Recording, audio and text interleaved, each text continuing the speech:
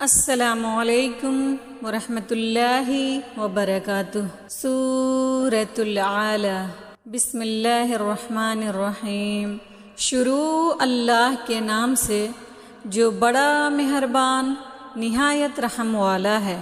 اے میرے نبی، آپ اپنے برتر و اعلیٰ رب کے نام کی تسبیح پڑھتے رہیے، جس نے پیدا کیا اور نہایت درست بنایا، اور جس نے ہر چیز کا اندازہ لگایا پھر رہنمائی کی، اور جس نے تازہ گھاس نکالی پھر اسے خشک سیاہ بنا دیا۔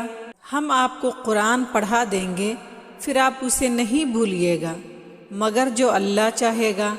وہ تو بے شک ظاہر اور پوشیدہ سب کچھ جانتا ہے، اور ہم آپ کو آسان شریعت کی معرفت کی توفیق دیں گے، پس آپ نصیحت کیجئے اگر نصیحت نفع بخش ہو۔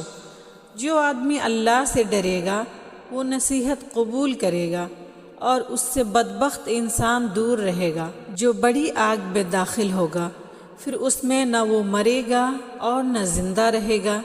یقیناً وہ شخص کامیاب ہوگا جو کفر و شرک سے پاک ہو گیا اور اپنے رب کا نام لیتا رہا، پھر اس نے نماز پڑھی۔ بلکہ تم دنیا کی زندگی کو ترجیح دیتے ہو، حالانکہ آخرت زیادہ بہتر اور ہمیشہ باقی رہنے والی ہے۔